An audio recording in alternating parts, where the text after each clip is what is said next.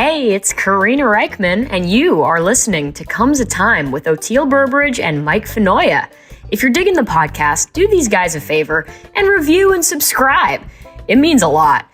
Be sure to follow the pod on social media, YouTube, and if you're joining for bonus episodes and exclusive content, go to patreon.com/comesatimepod and get on the bus.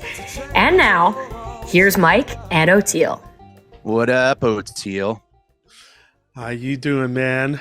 I'm good. How are you? Good. It's incredible how busy it is for being off. I had 3 months off, and I just feel like it just went like that. I'm swamped. Yeah, man. Yeah, where are you? You're still in your months off right now. You're in the days between, the months between. Yeah, The months between. How Yeah, you liking it? October, November, December. Yeah, it's been so great to have all the time with the kids. I feel like I'm about ready to get back to work, which is going to start again because we have these end of the year shows. nice. 29th and 30th. And Yeah, so yeah, it's starting up, but it's been a good break. I think everybody needs a sabbatical. You have had no sabbatical. reverse sabbatical. I've been in the opposite, whatever the other side of that coin is. But yeah, no, I've been going nonstop, and it's been great though because I'm loving it, and I'm loving being out with, I'm out solo, I'm out with Big J, I'm out with the Jokers. Like they each are like fun muscles to flex or pitches to practice throwing or whatever. I have to write new material now that the special's out. And by the way, thank you and a shout out to everybody who's watched it and shared it and stuff. It's doing really well and getting a lot of nice response. And yeah, be fun to do a little recap on the year and where we are now versus where it started. But yeah, it's been going hard, and I'm going right into the next year with tons of dates and stuff. So finding a decent balance other than my back hurting constantly. Yeah, I understand I got that. the lower back thing. I got the flight. I have flight back right now. I did a Yeah. thing where like I balled up a wool sock, like knotted it, and then put it into another wool sock and knotted it. And I sit on it on the plane. And that's like the only thing that will like relieve my like sciatica thing that's going on. This is just me getting old, I think, dude. Well, you're feeling it. getting help because I know I'm not, I'm going to say 95%. You know how they, like the bean counters will go, if we take a quarter inch out of the padding of every seat, we'll save this much money. Seriously, I was in Yeah. first class and my legs start to go a little numb, or my butt, Yep. because I know there's less padding in it. I'm like, dude, this is not Yeah. me. I've flown a lot. Like, Right. what's up? You know? Yeah. Yeah. And You're I right. talked to my father-in-law about it, and at one point, way earlier in his career, he was actually one of those guys that did that. If we decrease the amount of leg room by, a half inch, blah, blah, blah. And he's like, it does actually translate into real money aggregate, So ridiculous. and I was Dude. just like, wow, it's so heartless. Like what If we they're cram charging. one more human into this tube, Or if we make it this much less comfortable for you, then it's just like, wow, you want to spend that much less on padding, and we could say like, wow. I Is don't know. No, but that's interesting too, because that's the fight right now. That's the world we're in, where it's like the decision makers are like, if we make everything just this much more uncomfortable, if we cram these people into this panic, they're just going to keep spending and fighting and freaking out, and then we can just keep doing what we're doing. Yeah, they'll buy more alcohol. Yep, They'll buy more guns. They'll self-destroy. Dude, I'll tell you, I've been very blessed to not have to like deal with Ticketmaster for the past few years with tickets and stuff. But Fish went on sale at the Sphere, and I I just want to say on the podcast that I really hope that Ticketmaster gets their ass handed to them one day, because it is just bullshit the way that they're making this harder and harder and harder for people, just fans. Like I'm sitting there trying to get tickets and I'm like going through, like, I'm pushing 30 years seeing this band. I 29 years I've been following this band around the country, happily giving them my money, happily going and waiting. It started waiting in lines outside of like a mall to get tickets. Yeah. Then it was, figuring out the phones. Then it was downloading whatever app or getting a bracelet and this and this and that. And then I got to know people that were just like, I got you for tickets, don't worry. And then that kind of died out after the pandemic, which is fine. Now I'm back in line getting tickets. And look, I know the Sphere, this is a different thing. This is Vegas, and it's the first time Phish is doing it. But the mind mess that Ticketmaster puts you through to get tickets, Oteil, is you get put into a queue where you have to, they're just creating steps that make the normal person's opportunity to get tickets. Like you have to dodge a hurdle. You have to jump a fence. You have to like solve a puzzle. Yeah. Just to switch from Friday to Saturday to try to get tickets, and you wait in a queue, and it, like, one of my computers said like, oh, you're 900th in line. My phone said you're 22,413 person in line. There's 22,000 people ahead of you. And I'm just like, it's not even that many tickets. Not even that many tickets. And it's just immediately things are popping up going like, we're only selling a couple like limited amounts of tickets are available. Why are limited amounts of tickets available? What are you doing? And then immediately though, I'm checking on StubHub and the aftermarket things, and there's tickets already on sale there. Oteil. These tickets aren't even sold yet, and there's tickets in the aftermarket on sale. It's obscene. And I'm talking to my friend, and it's like we're getting pissed at Phish while we're on, like, but it's not, obviously not. The bands and the venues would need to like unite. Essentially, it's the venues, right? Like going, you need to use this ticket service in order to play our venues. Yeah. But so like, didn't Live Nation or whoever buy up all the venues? So I mean, they're buying they're buying up tons of stuff. Yeah. So I mean, so in order to do the Garden, you got to use Ticketmaster. Yeah. Right? The Sphere's owned by the Garden, so you have to use Ticketmaster. But I don't know I'm talking to people that I have been going to shows for 35 years. 30 years. They bring their kids. Did you guys get tickets? Nope. Did you guys get tickets? Nope. Not one person I know got like on the Ticketmaster on the day of sale tickets. And there are so many for sale by scalpers, $1,000 a night. And it's like, are you kidding me? And it's just like, it stinks. And it's just this, it's a microcosm of take a 1/4 inch of foam out of the seat in first class. It's like make it just a little more uncomfortable for people. Only for the rich now. Yep. Everything is only, and even the rich, even the first class, even that now first class isn't even good enough. You need a private jet. Yeah, but you're not rich if you're flying first class. Exactly. You need to be flying private. Yeah, exactly. Yeah. You're middle class.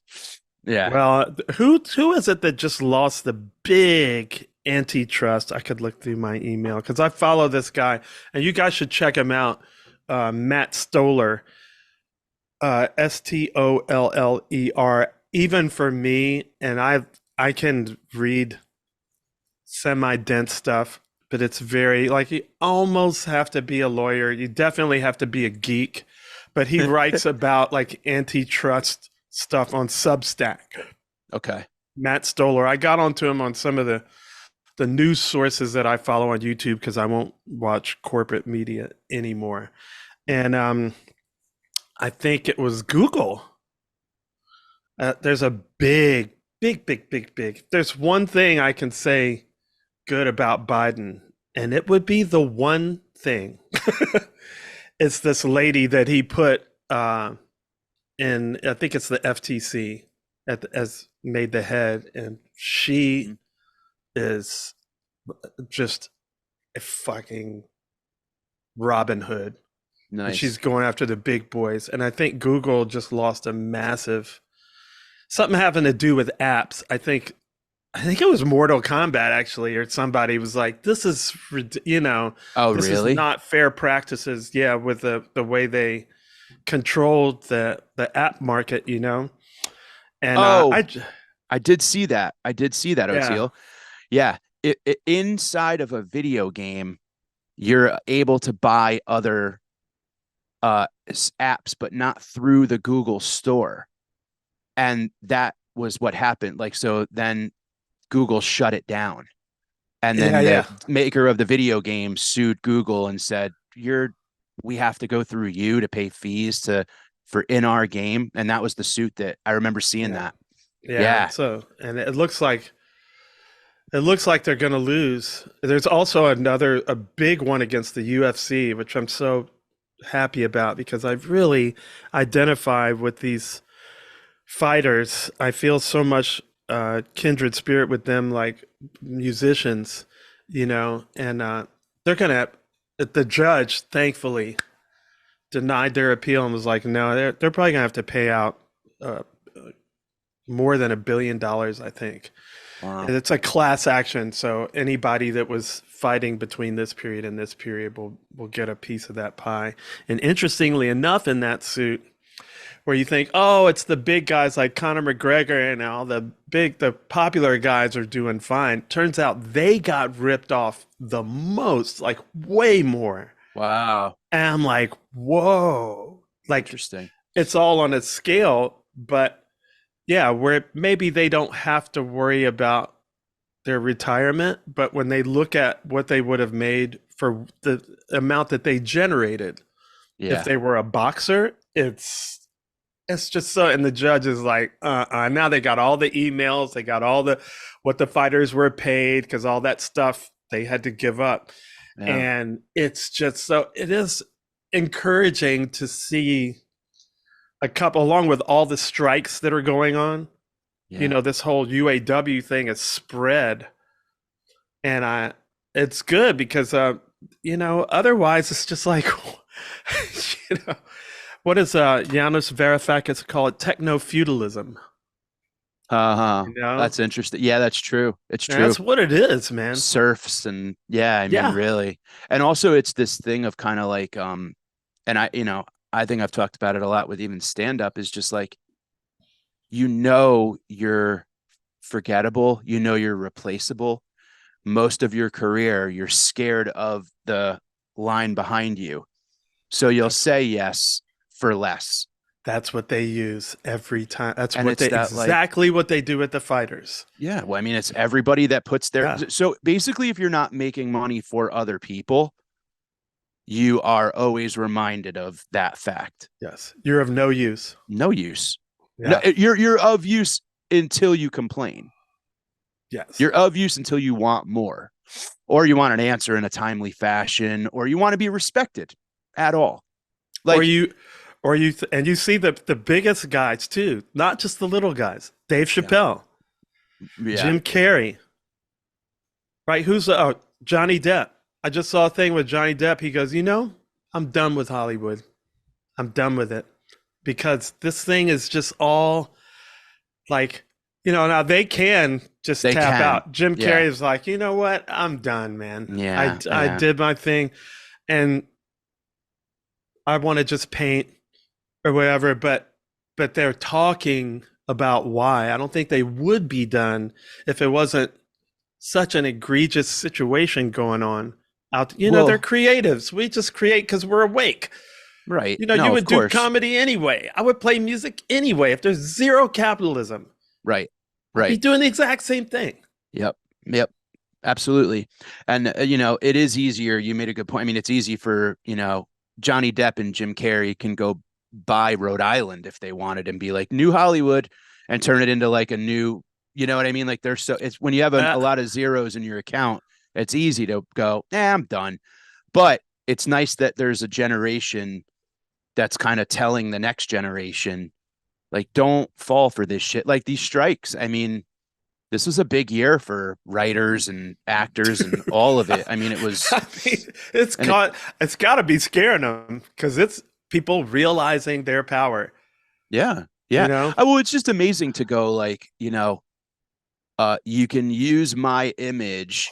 I get paid one time to be an extra in the background in a casino, and then they can use that image 20 more times in the background at a Christmas tree lighting, or a background at the beach, or a background at a stock market failure, whatever. Like, and you don't get paid for it. yeah, And it's this thing of like, wait a minute, like, how am I supposed to pay my more? It's and they talk to writers that worked on shows in the 90s, like Friends and whatever else, and they're like, yeah, when they ordered a season or two, we knew we had like two full-time years of work. We could get a mortgage, we could yeah. like get an apartment, get a car, get like benefits. Nowadays just Little everything is stuff. like, yeah, we're doing it on our terms, and if you don't like it, there's computer systems that can do it for us instead. So now it's not even us against us, it's like us against it. We have no idea what the hell it's weird. It's really yeah, it's tough, man. That's why It's we tough. got to get Ben Gertzel on the podcast. He popped up in my algorithm this morning. I was like, maybe he'd do our podcast. He's one of the leading AI scientists. Oh yeah. I think he like the amount of books he read, like by the time he was 10, you're just like, what? AI scientist, huh? That Yeah, I guy would is love that. so smart, and he just looks like a freak, man. He's totally talks with his hands. Really, I mean, he's such a brilliant guy. But he did this thing with him and these other AI scientists uploaded, I guess, this open source AI Yeah.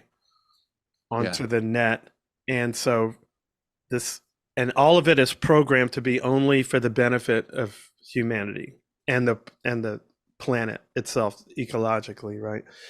And in a nutshell, his whole thing is AI will make things so cheap and easy to deliver that there will be no need for us to have bullshit jobs. Now we can pursue what our interests are. Like it'll be like a universal basic income will be so small because it's so cheap and efficient that you don't really need a lot of money. Like, or where are we going to get the money? Well, you don't really need a lot of money anymore because everything is easier to do. And he says that, but then we have this kind of, it's almost a little better than Terminator. Well, it's a lot better than Terminator because Terminator is just humans against evil AI.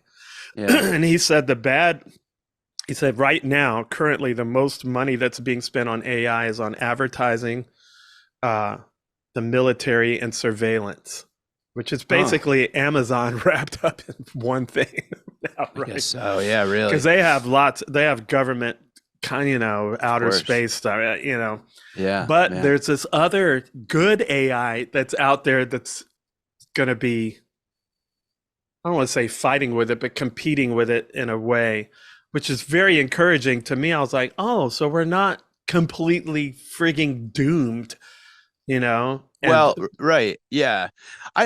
Yeah. And they're even using it in in like medicine to like, we're not invasive. Invasive means they cut you open. Non-invasive. No, yeah. Like they can like scan a 4D like heart and look at the chambers and figure out how to, cancer surgery is like changed because of AI and all that, which is great. Yeah. But I always feel like there's that weird thing where it's like, and then there's like the deep fakes and all that other, like the whole other side of it where it's like, and it's, yeah. So I love that it's made for good, but what's stopping evil? Is there it's always I mean? that tension. Right. It's light and dark, but I'm just glad to know there's a light one. I know. It was just the darkness. Yeah. I thought it was just Terminator, like, what are we going to do? Dude, the minute I saw like the dog with no fur that's like made out of computer part, you ever that Boston Dynamics like dog? Oh, and it was basically like you get like a mechanic dog, like a computerized dog, and it runs up and sits and you could send it to go do things. And I'm like, this is just a dog with a computer brain. You could be like, go steal their, packages, go kill someone. Like, why Yeah. are it's like just a weird, like, Cerberus, like, might as well give the thing three heads, But Really, I don't but know. just can we drop the facades? Just put three heads on it and Just just let let it don't breathe try to fire. And yeah, it's all no, so weird. It's all so strange. Hey, but here you and I are creating, and we had quite a creative year, huh? Like, this is it. This is the end of 2023. And we did a lot, wow. man. We got a lot accomplished, huh? Yeah, this is our oh by the way Oh, by the way. podcast. That's right. Oh, by the way, if we could go back and talk to us, a year, 5 years, 10 years ago, right? 6 months ago, we'd go, oh, by the way, guess what? Yeah, and I think it's good. People say nostalgia is bad. I guess this is kind of reverse nostalgia, but it's good to look back. It's good to reflect because, you know, if we go back just a year, Yeah. you were having a rough, I mean, dude, you were having the rough time. It was like, Roughest of my life. yeah, I don't even recognize that person anymore, dude. It's so weird to look back, and every so often I'll get like a glimpse of the panic and anxiety that I was having at that time, and I'm like, who the hell was that guy? Like, how did that happen? But we're vehicles, and every now and then you got to get the wires replaced, or the yeah, spark plugs blown into, or I mean, shit goes haywire and faulty. And sometimes people leave the door open in the rain. You know what I mean? It's not always us, it's sometimes it's user error. Well, But I look at it as the caterpillar thing. Like there's some change is inevitable. I'm yeah, trying to explain this to my kids or to Nigel now because uh when you're inside your own body, you're not aware of all the changes. yeah, And I'm showing him like, look how much you've already changed, and it's never gonna stop. You'll be a dad one day, and you'll have gray yeah, hair and blah blah blah. So when there's a movement that's happening, and we can't fight it, and you were right. forced into that butterfly. Steps like time to be a butterfly. No more caterpillar. No. And it's funny, there are, and I guess, I guess when I say this stuff, I'm always talking about me only. I can't speak for other people, but I'm noticing now with this I'm going up and I'm talking about new stuff on stage and trying to, I'm throwing out like big idea, a big ice block, and then I'm taking, the saw and trying to make a sculpture out of it. You know what I mean? On stage. So I'm throwing like a big, and then we carve it together, and that's what I like about working on new material. But I'm talking about the depression and the anxiety and the ketamine and the mushrooms and the therapy and God and all the stuff that I think had to do with it. And I'm finding that even at the least, like, a couple things are happening. Like, one or two men are coming up to me after the shows and are going like, thank you for talking about this. Like, I didn't think it was okay I've been holding on to this. I've been holding on to that, since I was 11, since I was 15, since I was this. And they're like almost coming to tears and stuff. And I'm like, it's got nothing to do with me. It's just, I'm happy that like I'm maybe helping them like see like that pimple might be ready to be popped or whatever. You know what I mean? And I guess the thing that I'm telling them is just like, it's a long process. Like, and don't be scared of the first round of fear and pain that you're going to feel, because dude, it took me like you can speak to this probably better than anybody. It took me like a good year and a half of like tying a weight to my ankle and just diving down to the bottom and then working my way slowly back up. And I mean, there's things that, I'm hanging out after the shows now outside with fans and stuff like that. A year ago, I would sit in my car until the show was starting, race in, do my set, make excuses for why I have to leave, go right back to my car and hit the road, and then question the whole time, why am I doing, like, just quit. Just quit. You clearly don't want to do this anymore. You know, like just quit. You don't like crowds. You don't like people. You don't trust anyone. And now I'm up there on stage just going, whoop, here it is, you know? Yeah. And then hanging out afterwards to go through the puddle with them, you know? And it's a really, really amazing thing, because it's like, I feel like this year it was like two totally different human beings, dude. Like two totally different people. The caterpillar doesn't look anything like the butterfly. Oh my God. Nothing. You couldn't tell Yeah. that one came from the other. You couldn't tell. I went through the same thing. Hell is Other People was my that's Jean-Paul Sartre. That's existentialism right there, defense. man. I love it. Yeah, and that's what it leads to. But that leads to nihilism, you know? Right. And it's like, and I realized when I started reaching out, and that's why I started to tear up when you said men come up to me, because this is what's happened ever since I've started to do this and I've needed to do this, is form relationships with other men, which I didn't do before. The road kind of makes you feel like that, you know, but a lot of times you have to get away from people because you spend so much time with them. Right. You know, and depending on where they're at in their journey, they might drag you down with their negativity, or maybe it doesn't even look like they're being negative, but they're just at that part in the arc where it hasn't gone bad yet. Right. But I've seen the whole arc and been through. I'm like, you're right here in this arc, or you're right here, or maybe you're here, but I know how it ends up. Yeah. And so I would just pull away from everybody. And then I would ask myself, it was like, why are you running from everyone? These people actually like you. They're your fans. Oh, well, that's fake. They like an image that like you can always talk your way back to the negative side, you know, but it is something that is so essential for our communal survival. When you open up, when you slit that vein, that's what I'm so glad Colonel Bruce taught me. Like, that's what you have to do. I don't see blood, man. Yeah. You went like this and tried to fake me out. Now I see a scratch. Open that thing. Yeah, you might die. Yep. What happens when you open a vein? You can bleed to death. You know? Right. There is a risk. Yeah. But then the other people come up and they go, oh man, look, you know, it's patch that up, dude. Yeah. Patch that up. Or you do it to save others. You know what I mean? And not because you feel like you have to, or not because you feel like you should, or to pat yourself on the back, but just because you don't have a choice not to. Do you understand what I mean? Like that. It's not having a savior complex. It's I have to do this. Yeah.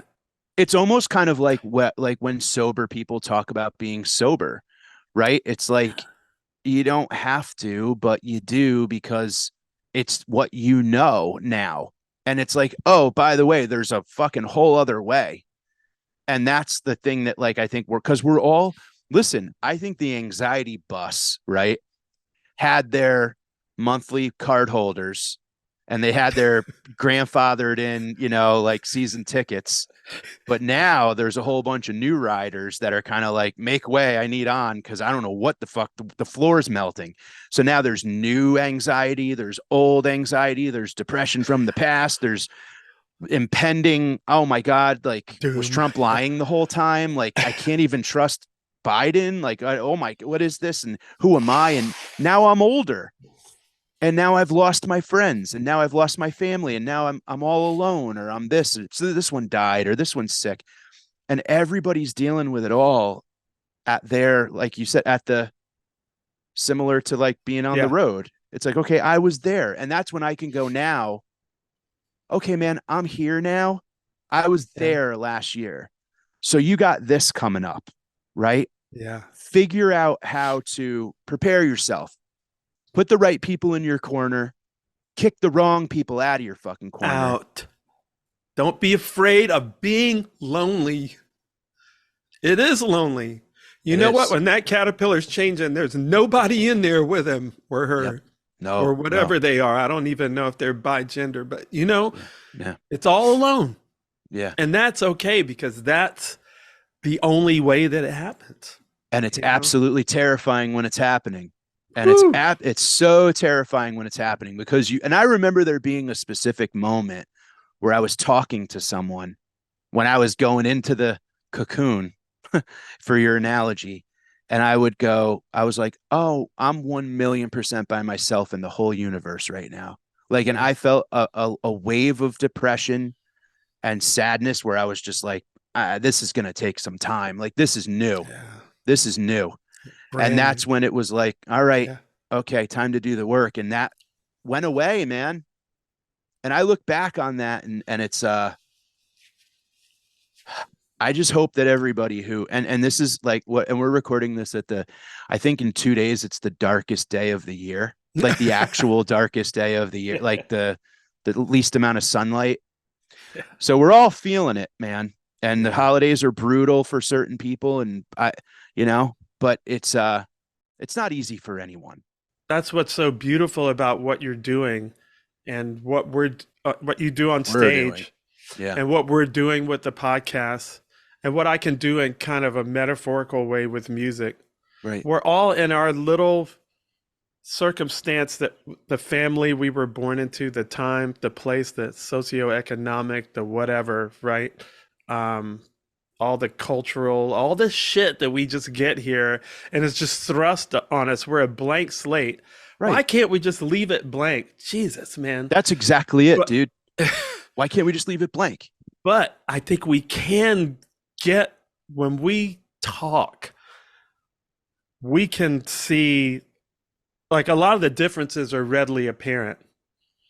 When we talk, we go, oh, me too. Oh, me too about that. So now we see the things that we have in common without eliminating any of the clear, and I don't know if I want to say real, but let's say the clear differences, because I think we can shed those differences. And that's kind of like what this process is. Yeah. Yeah. Like, can I shed this skin of all this shit that just was put on me, and now be this other thing that's new again, and I have never shed a skin. I don't know what that feels like for a snake, but I imagine it's a little weird.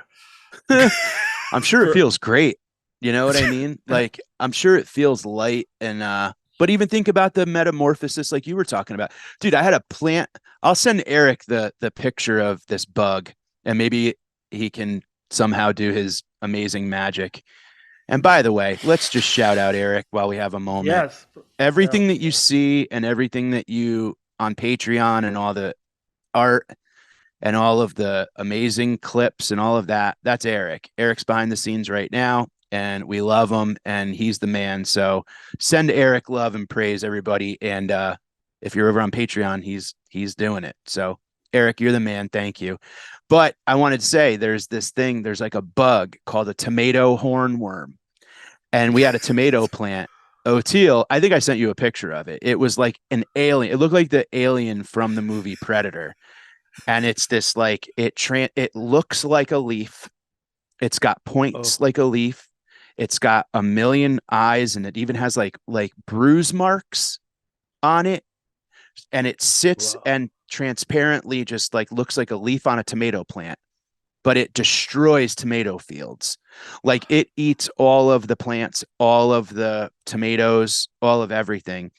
And that is the caterpillar of this big gray and black and white, like huge moth. That's like big, dude, like a gray, it's vibrant as a worm. And then it's like gray and weirdly like kind of fall colors, like as a moth.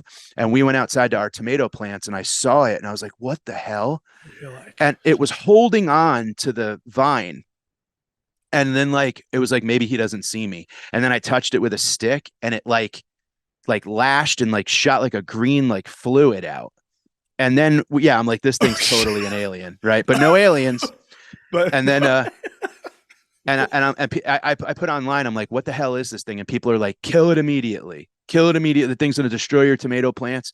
But what I did was I snipped the bottom of the branch and I walked it into the woods and just kind of like placed it down because I'm like, I don't want to kill this because for all I know, it's the king of a planet we don't know yet. And you know what? Maybe he's here freelancing and it looked a little too like, I don't know. The universe made this thing fucking beautiful. I wasn't going to kill it. So I put it out in the woods or whatever. But then I looked up some of it and it was like, it turns into this big, weird moth thing.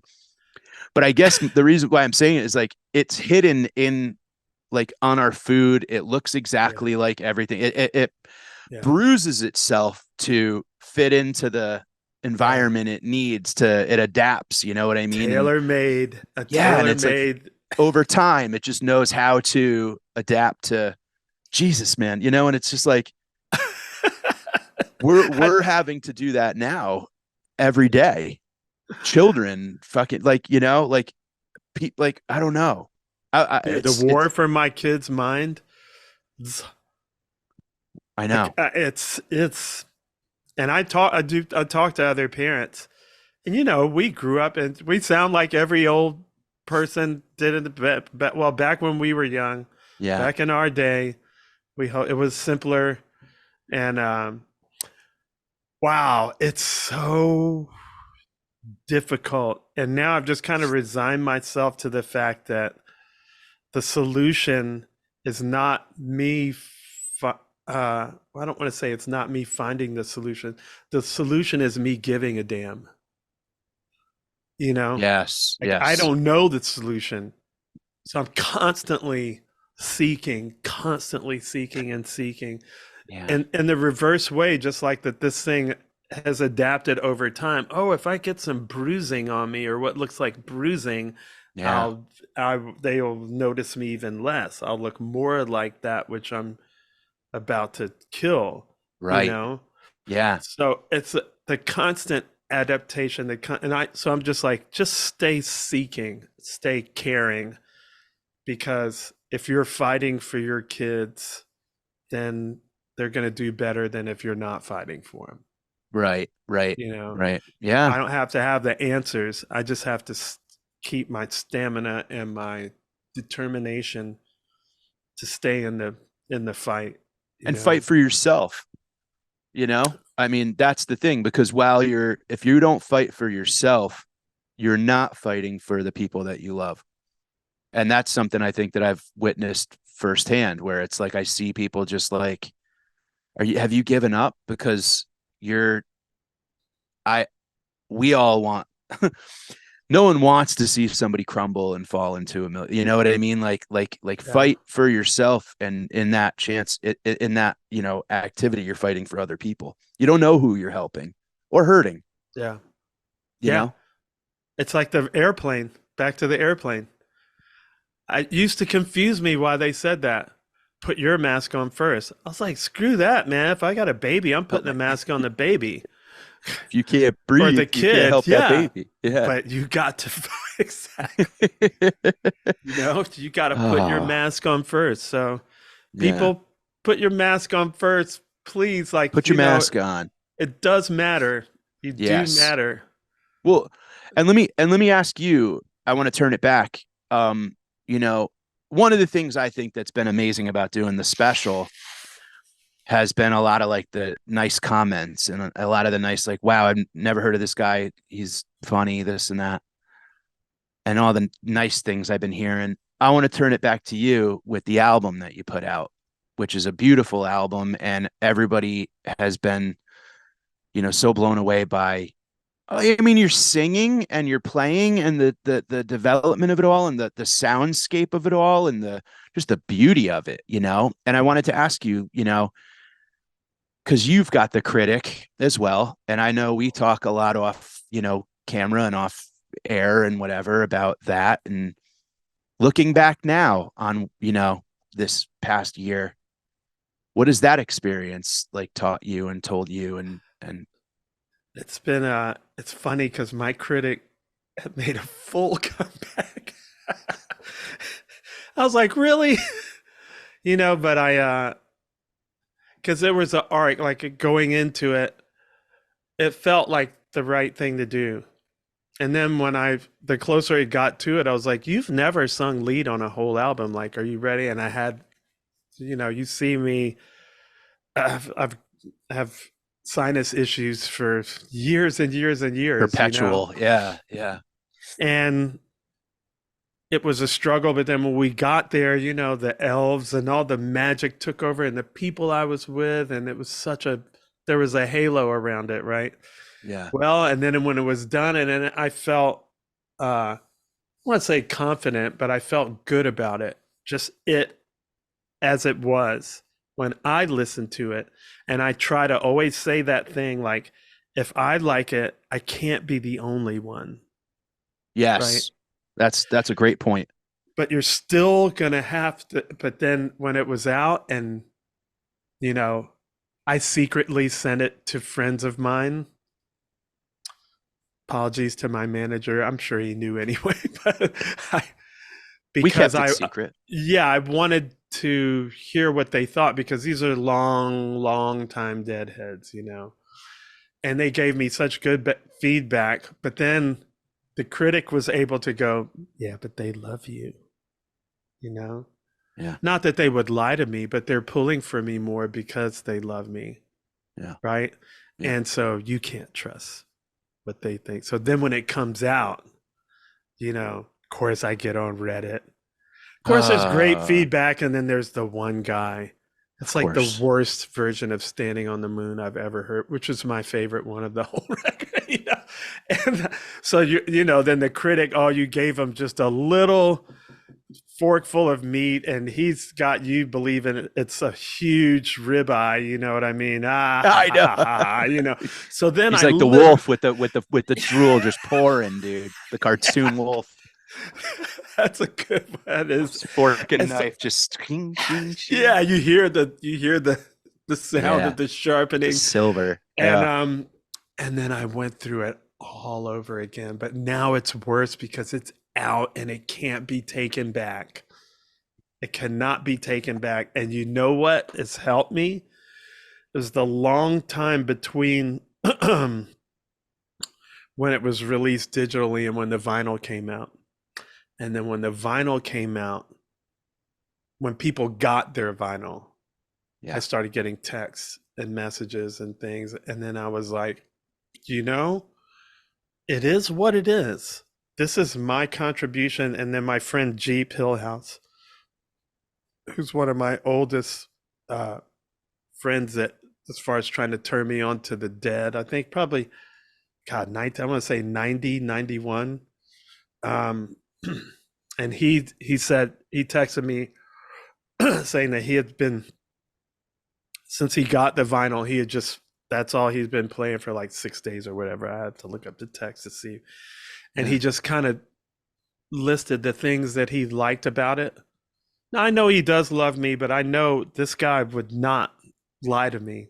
He would give me a constructive criticism about it, Yeah. And he was just like, I think you did something really special and really beautiful. And now my critic is finally going to have to move on to something else. But a lot of that is acceptance, because I hear things about it that I wish I could alter in some probably small way, but it's done. It's about acceptance, and this is what we all have to go through this process. Like, our past is our past, our failures are our failures, but our successes are our successes too. We have to accept all of it. Our wounds are our wounds. Yeah. Our fears are our fears, but that can slowly, there's an arc of that changing too. And it's a good metaphor, or a good process just for growing. Yeah. I'm sure when you look at your special. Well, yeah. Right. What was the hardest thing about it? And it's like, I've called my friend at the label and I've been like, can I be happy now? Like, it's a joke that we like, I text him and I go, so it's hit like 90,000, whatever. It's closing in on 100,000 views and all that. And I'm like, can I be happy now? And he's like, of course. Can we celebrate that right now? Even before you answer, like 90,000. Dude. Yeah, it's at like 96, 95, something like that. And I'm like, if it gets to 100, I'll be happy. But you know what? When it gets to the fact that 10 people watched it, the fact that I did it for Christ's sake, the fact that I was able to leave the house and get on stage and do like that. I was scared to leave the house 6 months before it. And now look, that's what, folks, that's what, oh, by the way, was. Mike and I had this conversation. Oh, by the way. And we said, we got to do a podcast about this when we do a next solo one, because it was like, oh, by the way, remember you were afraid to leave the house. Now you put yourself out. Yeah. As naked. Oh my God. You took all your clothes off, put spotlights at every angle, and then put it on YouTube. Yeah. And 90-some thousand people liked it, watched it, or they're giving you feedback. Boy, what lies. They say, and everybody knows I don't believe in the devil as a literal. I think the devil is inside us. Both Jesus and the devil is us. We can do both, right? Right. But the way the devil is called the father of lies, man, I friggin' feel that, dude. What? Yeah. Lies. That's the only power it has, is to lie. The only power. That's why when Yeshua says, resist the devil and he will flee, what that means is just don't believe the lie. Well, that's it. And it's love. That to me, now you said Jesus and the devil, right? To me, and I've talked about my revelation on some site, love and fear. Love and fear. What was I afraid of all that time? What was I afraid of? You know, and to be able to now look at it from love and go, and this is to go full circle, part of doing this special, and I had a meeting before it went out and all that, and they're like, you kind of have to like live in the comments for a while and reply. Oh, Teal, you know me, and I'm like, I'm not doing this, and they go, you got to live in the comments and you got to reply, and it's got to be in your voice because the algorithm will, you know, how you pick it up, and it's like, Jesus, like, come on. So I had to sit in the comments, and people are like, and I'm watching this, dude. This is great. This guy's funny. I love this. Holy shit. How have I not heard of this guy? Wow. This is amazing. What a great wall-to-wall laugh. And I'm like, whoa, thank you. I appreciate it. And then this dude sucks. And I'm like, I'm going to stay over here. Yeah. You know what I mean? So it's like, hey, not for everyone. I'm sure there's other comedy for you. Boom. I'm just go back over here. And it made me realize that like, it's exposure therapy. This is what cognitive behavioral therapy is you go live in the comments for a while. And look at the people who comment. Look at the people who comment. The people who are writing nice things. Maybe it's their first initial last name, or maybe it's Deadhead. These over here are all icons of a Camaro or a flag behind a fucking sandwich or whatever. And it's, you know, all this shit. And it's all just anonymous dickhead bullshit. And it's like, all right, you know, some people were like, hey, I love the comedy, but there's too many ads or it's whatever the hell. And it's like, okay, sure. So I'm over here going like, wow, people are, thank you for making me laugh out loud, like this and that. And it's like, living in the comments was my biggest fear. Now I'm in it and I'm like, you got a new fan. Love your podcast with Oteil. Like, hope to see you soon. Come to Florida, come to Maine, come to, you know what I mean? And it's like, and then over here's like this bald headed fat idiot, whatever. And it's like, yeah, I've already heard that. That's okay. You know what I mean? So like, you already said that yourself in the special. Exactly. I'm like, oh, so thank you for watching. Yeah, you can't hurt me with that, bro. When someone's shitting on a joke 23 minutes in, I'm like, oh, well, you got to the 23rd minute. Like, thank you. The algorithm, you did your job. The algorithm. Now I got a view. Yeah. And I'll reply because if the algorithm, you know, but it's a yeah, man. And it's funny because I've been thinking about how it's like that Dewey Cox. I know I've told you about this, that Walk Hard movie. And if you haven't seen it, please take a minute to watch it. It's so hilarious. But John C. Reilly plays, basically it's like not making fun of, but it's like a parody of like Johnny Cash Walk Hard, you know? Yeah. And anyway, he stands backstage and Tim Meadows stops like someone from coming over and he goes, wait, you got to give Dewey, before he goes on stage, he thinks about his entire life. And he like just stands there with his hand on the wall looking down. And it's like, that's how the movie starts. And I thought about that right before I went on to do the special the day I was taping. Cause I did like I was given a minute from like the universe or whatever to be like, yo, dude, like, remember where you were 6 months ago.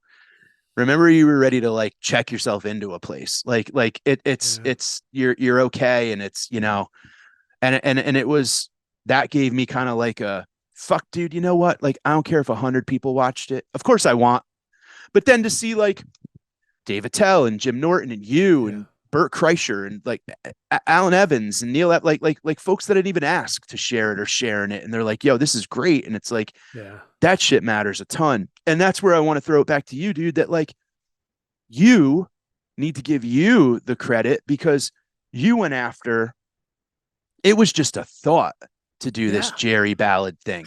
Nobody told you, nobody came to you and said, we need a Jerry ballad album from Oteil. No one said they needed it or wanted it, but you did it because that music spoke to you in a way that, and it's so awesome that you came in at the time that you did to it instead of 19-year-old Oteil going at it, like throwing weird 19-year-old stuff.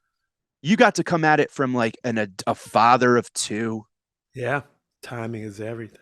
A husband, and you're listening to the lyrics to Mission in the Rain, and it means something different now than it would have then. And it, you know, like all these things. So it's, you know, Days Between and all of that. Like you're able to see it from a whole other place now.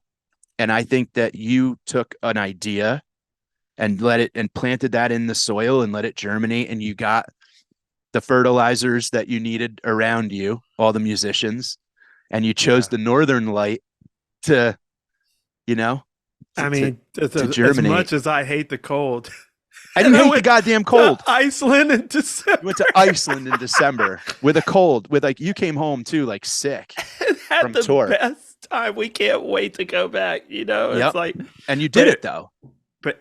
And I think here's the lesson of it. Love and fear. You said, what are we afraid of? You know what we're afraid of? We're afraid that love is wrong. Yeah. And I don't mean that loving is wrong, but that love says, I love you and it's okay. Or love says, you're lovable because you are made. You were made. Yeah. And we don't believe it. We don't believe that love is right or correct, I would say, and what it's telling us and how it makes us feel. We won't trust that feeling. And then when we take that risk, you're standing there with your hand on the wall like Dewey Cox. And to me, that's when you open the vein, the moment you said, let's go do this. It wasn't on stage. No. It was that moment where you were like, I'm going to gamble that love is right. Yeah. And you did it. But we go the process to getting there. It's a big risk. Yeah. It's a big risk. And folks, a lot of these transformations, they are initiated by trauma, something traumatic.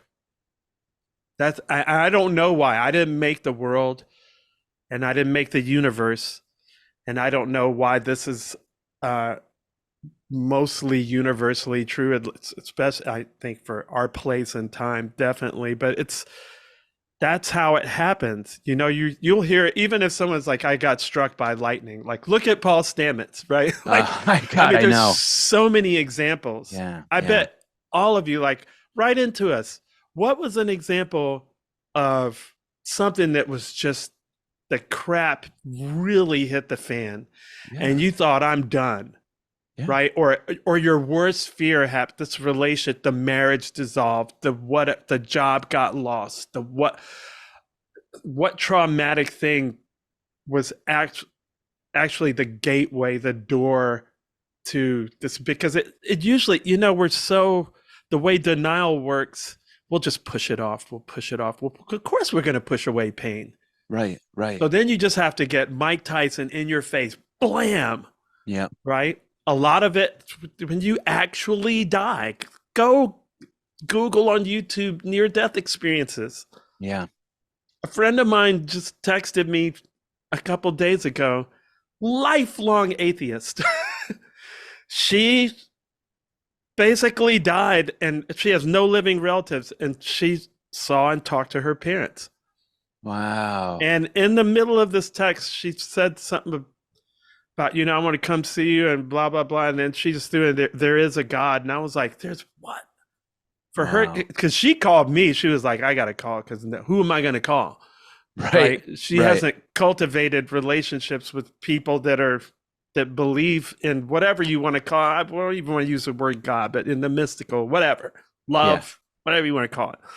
But for her to just say that and actually use the word God, which I just was like, wow, that experience it wasn't something like that wore off, like when you had your ketamine or mushroom thing, you get the halo period, like when people first get sober in the program, they have that period, right? And then you got to do the program to keep working it. But this is a life altering thing, and it came through trauma. So just that's mostly how it happens: getting struck by lightning or dying or whatever. It's something really horrible. But please write into us and tell us what did you experience through it, because I would love that. Yeah. You're right. And Oteil, you want to know what the issue is too, is that maybe a lot of us go through life anticipating being struck by lightning again. Like that's the thing about a lot of trauma, is that it's like, it happened. And people throw terms around a lot lately, but there is legit trauma that happens where like we don't know how to deal with it at the time that it happens. So you just immediately figure out how to survive, or you just go, oh, so this is what I'm worth in the world. Or, oh, this person that I thought cared about me doesn't. You know what's something I struggle with, and I'll be perfectly vulnerable right now. I'm fine with it. The thing that I struggle with quite a bit lately is, do you hear a dog barking? That's my dog. So Happy's there? No, it's Honey. We're sharing Jess's twin sister's dog. It's Happy, shrunk to about this big, thankfully, but she's going off. Shit, that's Sorry. Awesome, dude. No, it's cool. I'm just like, is this like in my mind? Like, am I hearing? Ken Kesey said nothing. Ken Kesey said nothing comes for free. So I'm like, wow, am I hearing dogs now in my?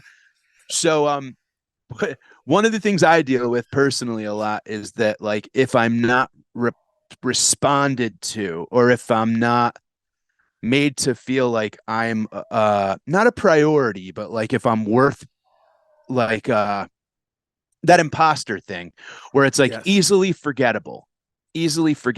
Yeah. A guy came up to me after the show in Houston recently, Oteil hammered. And he comes up to me and he goes, man, Mike, I've always been a fan of you. I think you're funny. I think your jokes are hilarious, but nobody gives a shit about you. And like, dude, Oteil, he paused in between nobody, and he goes, nobody gives a shit about you. And and all the people standing there were like, dude, what the fuck? And he goes, I know, right? Like, how does no one give a shit about this guy? Like no one cares. And I'm like, oh, but it like hit me. And he goes, man, I don't get it. Like, nobody fucking cares about you at all. And he kept like, and I'm like, I know. Thanks. I'm like, thank you. Please, Jesus Christ, stop it. Because it's like when the voice was already in there and then you see a human head say it to your face, it's like, oh God, that was true. And he goes, I don't understand why no one cares, but people should care. And I'm like, oh man, like, but thanks it for like the compliment. Right. And I'm like, you got to think of other ways to approach comics, dude, because we're predisposed to this. Like, now I went back to the room, and what do you think? The whole thing I heard all night was, and he said it so like nobody gives a shit. He was hammered. But drunk man's words, sober man's thoughts. I always, unfortunately, sometimes that's. I gotta write that down. Well, think about this in the comment section. Yeah, we could wrap it up, but one last thought. think about the comment section on YouTube. Right. How many YouTubes do I watch that slay me? Love it. Do I actually take the time to go write, hey, thanks, that was amazing? You know, like, do I Right. go the extra mile to say thank you? So when you get comments like that, it's not just the comments. Like each one is a double. Right. It's like a drink. It's a double because not only did they write the nice comment, but they actually took the time to do it.